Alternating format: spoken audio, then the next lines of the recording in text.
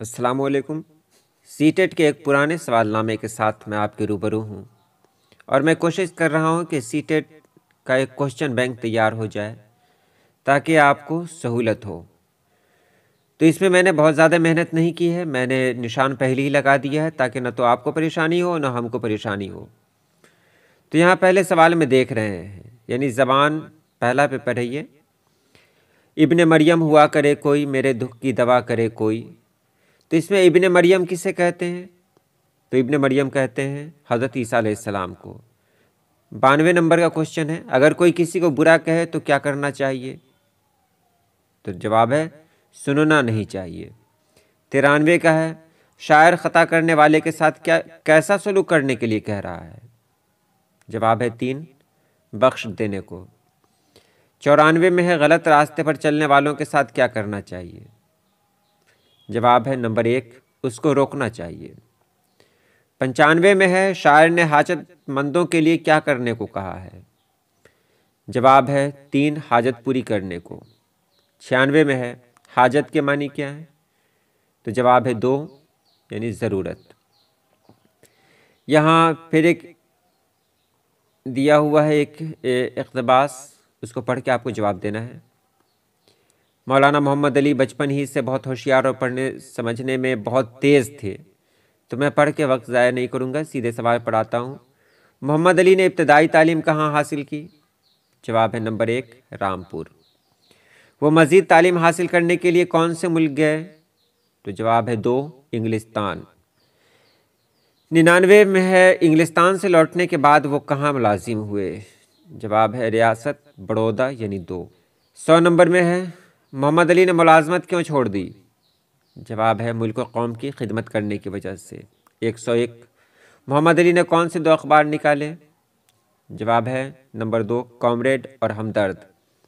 101 میں، جنوبی افریقہ میں کس نے انگریزوں کے ظلم کے خلاف آواز اٹھائی؟ جواب ہے نمبر 3، گاندھی جی نے۔ پہلی جنگ عظیم میں کس کو شکست حاصل ہوئی؟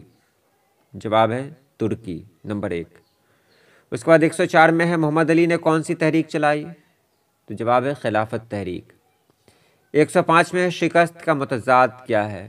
تو شکست کا متضاد ہے فتح۔ پھر یہاں ہدایت ہے، مناسب ترین جواب کا انتخاب کر کے مندرجہ ذیل سوالوں کا جواب دیں۔ اب سوال ہے، ترسیل کی لسانیاتی تھیوری میں زبان کا مقصد ضابطہ بندی کرنا ہے، اس سے کیا مراد ہے؟ تو جواب ہے اس کا 1، زبان کو دوسروں کے طرز عمل پر قابو پانے کے لیے استعمال کرنا۔ 107 میں ہے، مختلف زبانیں بولنے والے طلباء پر مشتمل کلاس میں تدریس کے حل کو ہم آہنگ رکھنے کے لیے مندرجہ ذیل کون سی حکمت عملی اختیار کرنی چاہیے؟ تو سیدھے جواب میں آپ کو دے دوں، اس کی PDF بھی میں آپ کو دے دوں گا تاکہ آپ اس کو پڑھ بھی لیں۔ سیکھنے اور ترسیل کو فروغ دینے کے لیے باضابطہ باہمی بات چیت اور سرگرمیاں۔ اس کے بعد ہے نمبر 108، آموزش کا سفر آسان سے پیچیدہ کی طرف ہوتا ہے۔ اگر کسی طالب علم نے کسی وجہ سے بنیادی باتیں نہیں سیکھی ہیں تو اس کے لیے ہونی چاہیے، کیا ہونی چاہیے؟ تو جواب بصری اور یا مختلف طریقوں کا استعمال کرنے والی تدریس، کلچر نہیں۔ 109 میں ہے، کلاس روم میں کسی متن، گرافکس، اینیمیشن اور آواز میں باہمی ربط پیدا کرنے کے عمل سے کیا مراد ہے؟ تو مراد ہے ملٹی میڈیا۔ 110 میں ہے، کلاس میں کھیل سرگرمیوں کے ذریعے طلباء کو زبان سکھاتے ہوئے یہ خیال رکھنا مناسب ہے کہ یہ سرگرمی کیا ہے؟ تو جواب ہے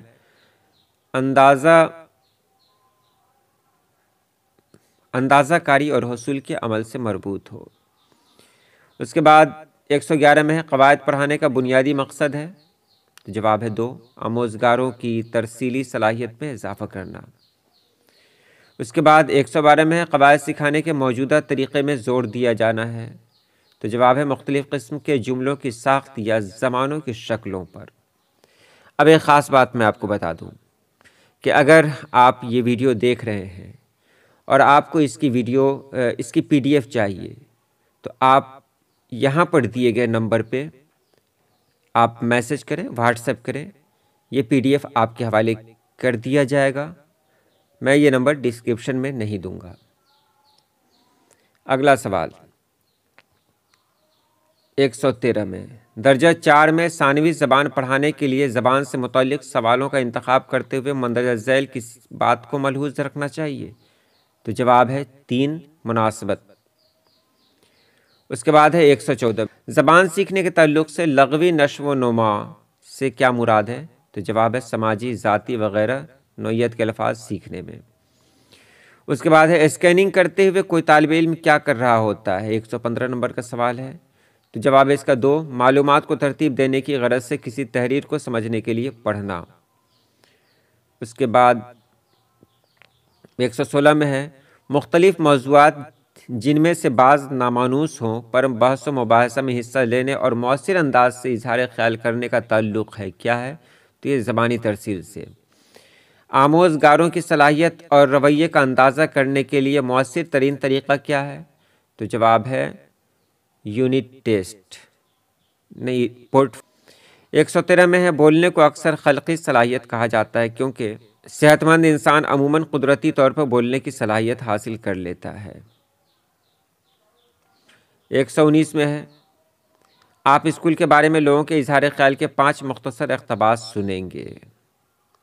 اب اس میں آپ کے یہ ریکارڈنگ 2 بار سنائی جائے گی۔ یہ سرگرمی ہدف زبان کے کس چیز سے تعلق رکھتی ہے؟ تو یہ سننے کا اندازہ کرنے والی سرگرمی۔ 120 میں ہے، استاد کو یہ معلوم کرنے میں مدد دینے کے لیے درجہ 2 کے طلبہ کس سطح کی تحریر کو اپنے طور پر پڑھ سکتے ہیں؟ ایک طریقہ یہ دیکھنا بھی ہے کہ وہ، جواب نمبر 1، چھپے ہوئے لفظوں کو دیکھ کر پہچان رہے ہیں اور انگلی وہیں رکھتے ہیں جہاں دقت پیش آتی ہے۔ 121 میں ہے، ابو خان نے چاندنی کو کوٹھری میں کیوں بند کیا؟ تو اس سے پہلے ایک اقتباس تھا جس کو میں نے اسکپ کر دیا، سیدھے جواب میں دے دوں تاکہ وہ پہاڑ پر نہ چڑھ سکے۔ چاندنی کو جب کوٹھری میں بند کیا گیا تو اس نے کیا کیا؟ تو جواب ہے وہ کھڑکی سے کود کر بھاگ گئی۔ اس کے بعد ہے، چاندنی کو پہاڑ پر پہنچ کر کیسا لگا؟ تو اس کو آزادی اور خوشی کا احساس ہوا۔ چاندنی کو پہاڑ کی بلندی سے ابو خان کا گھر اور باڑہ کیسا لگا؟ تو چھوٹا سا لگا۔ اس کے بعد چاندنی پہاڑی بکریوں کے گلے میں شامل کیوں نہیں ہوئی؟ تو جواب ہے اسے پابندی گوارا نہیں تھی۔ پھولا نہ سمانا کا مطلب کیا ہے؟ تو بہت زیادہ خوش ہونا۔ اب پھر یہاں پہ ایک اقتباس ہے بیگم حضرت محل سے، اور سیدھے ہم آتے ہیں 127 پہ۔ تو حضرت محل کا بچپن کہاں گزرا؟ تو فیض آباد میں۔ ان کو حضرت محل کا خطاب کس نے دیا؟ تو واجد علی شاہ نے۔ واجد علی شاہ نے برجیس قدر کو مقرر کیا تھا ولی عہد۔ خصوصی ضرورتوں والے طلباء کی زبان دانی کو مناسب انداز سے فروغ دینے اور ساتھ ہی اس کے طرز عمل کو کلاس روم کے طرز عمل سے ہم آہنگ رکھنے کو کیا کہتے ہیں؟ تو شمولی طریقہ کار کہتے ہیں۔ 138 میں، کلاس روم میں ایک ماحول بنانے کے لیے جس میں تمام طلباء اپنے خیالات پوری درستی سے ظاہر کر سکیں، کہی گئی باتوں کو سمجھ سکیں اور پڑھے جانے والے متن کا تجزیہ کر سکیں، ضروری ہے کہ نحوی ساختوں اور ان کے استعمال کی سمجھ پیدا کی جائے۔ 139 میں ہے، مندرجہ ذیل کون سا بیان درست ہے؟ تو جواب نمبر 2 ہے، تشکیلی اندازہ کاری تبھی مؤثر ہوتی ہے جب سبق پڑھائے جانے کے دوران یا بعد کی جائے۔ 140 میں، ثانوی زبان کی لسانی صلاحیت عادت کی سطح پر واقع ہوتی ہے، اس سے مراد ہے مناسب نحوی ساخت اور ذخیرہ الفاظ والے جملے بنانا۔ 141 میں ہے، سیکھنے کے عمل کی مخصوص کمزوری کی تشخیص سے حاصل کردہ معلومات کی بنیاد پر پڑھنے لکھنے میں بہتری لانے کی کوشش کی جاتی ہے۔ تو جواب ہے تلافیاتی یا اصلاحی تدریس کے ذریعہ۔ 142 میں ہے، طالب علم کا سنی ہوئی بات کو اپنے لفظوں میں دہرانا تفہیم کا اندازہ کرنے کی تکنیک ہے جو عبارت ہے خلاصہ کرنے سے۔ 143 درجہ 5 میں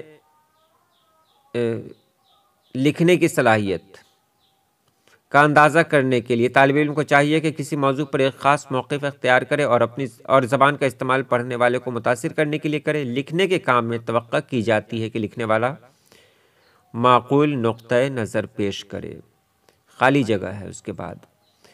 عمر کے طلبہ اس بات پر سب سے زیادہ متاثر ہوتے ہیں کہ انہیں کس قسم کی زبان سے سابقہ پڑتا ہے اور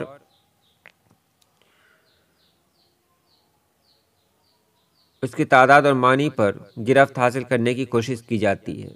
تو 15 سے 17 سال۔ دیکھیے لکھا ہوا کچھ ایسا ہے جس کو پڑھنے میں بہت پریشانی ہو رہی ہے اور اس کی پرنٹنگ بھی صحیح نہیں ہے، صاف نہیں ہے۔ اس کے بعد 145 میں ہدف زبان کی قواعد کی تدریس کیا کہلاتی ہے؟ تو متون کو جانچتی پرکھتی ہے اور اس بات کی فہم پیدا کرتی ہے کہ زبان ایک نظام پر مبنی ہے۔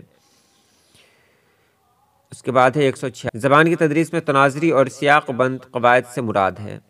قواعد کی فہم پڑھنے اور سننے میں سرگرمیوں سے خود بخود پیدا ہو جاتی ہے۔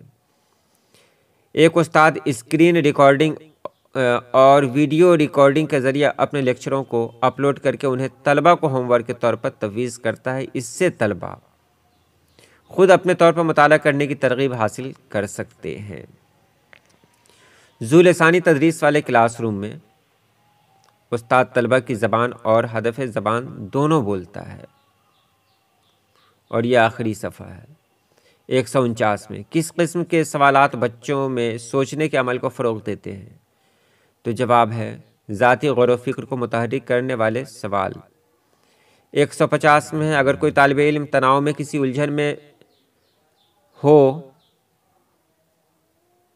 الجھن میں معلوم ہو اور پوری طرح توجہ نہ دے رہا ہو تو اس سے سیکھنے کے عمل میں کون سی دشواری ہوتی ہے؟ تو عملی دشواری ہوتی ہے۔ تو چلیے یہ رہی آج کی ویڈیو۔